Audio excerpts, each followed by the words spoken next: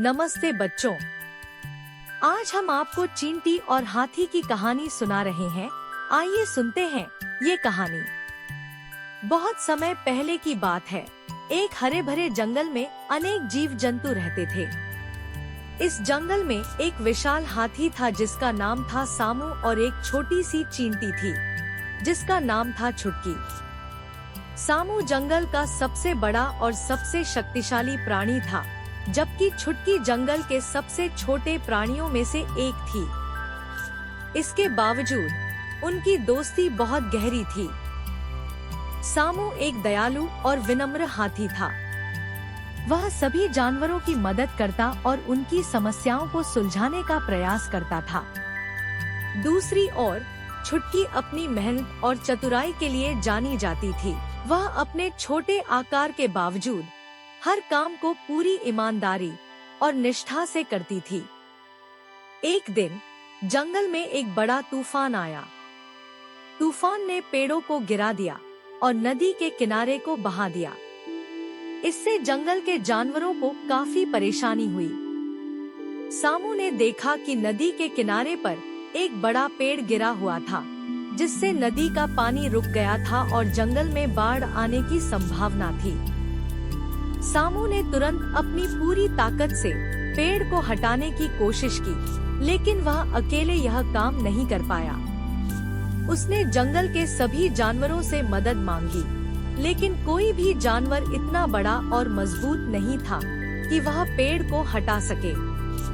सामू बहुत निराश हुआ और पेड़ के पास बैठ गया। तभी छुटकी वहां आई और उसने सामू से पूछा, क्या हुआ सामू, तुम इतने उदास क्यों हो?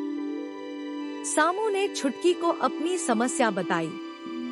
छुटकी ने थोड़ी देर सोचा और फिर कहा, सामू, हो सकता है कि मैं इतनी बड़ी न हो, लेकिन मैं अपनी छोटी छोटी चींटी मित्रों की मदद से यह काम कर सकती हूँ। छुटकी ने अपनी चींटी मित्रों को बुलाया और सब ने मिलकर एक योजना बनाई। उन्होंने पेड़ के तने के छोटे छोटे हिस्सों को काटना शुरू किया। छुटकी और उसकी चींटी मित्रों ने मिलकर पूरे दिन और रात काम किया। उन्होंने धीरे धीरे पेड़ के तने को छोटे छोटे टुकड़ों में बांट दिया, जिसे सामू आसानी से हटा सकता था। सामू ने चींटियों के काम को देखकर उनकी मेहनत और एकता की सराहना की। उसने पेड़ के टुकड़ों को नदी से हटा दिया और नदी का पानी फिर से बहने लगा। जंगल के जानवरों ने खुशी से सामू और छुटकी की जय जयकार की। इस घटना के बाद सामू और छुटकी की दोस्ती और भी मजबूत हो गई। सामू ने समझा कि सच्ची ताकत आकार में नहीं होती, बल्कि एकता, मेहनत और समर्पण में होती है। छुटकी ने भी सीखा कि कोई भी काम छोटा या बड़ा नहीं होता, अगर हम उसे पूरी लगन और मेहनत से करें। सामू और छुटकी की दोस्ती जंगल में एक मिसाल बन गई। उन्होंने मिलकर हर मुश्किल का सामना किया और हमेशा एक दूसरे की मदद की, और इस तरह जंगल के सभी जानवर खुशी खुशी और शांति से रहने लगे। कहानी की सीख, हमें हमेशा एक दूसरे की मदद करनी चाहिए। अगर आपको यह कहानी पसंद आई हो तो कृपया लाइक करें और अपने दोस्तों के साथ शेयर करें।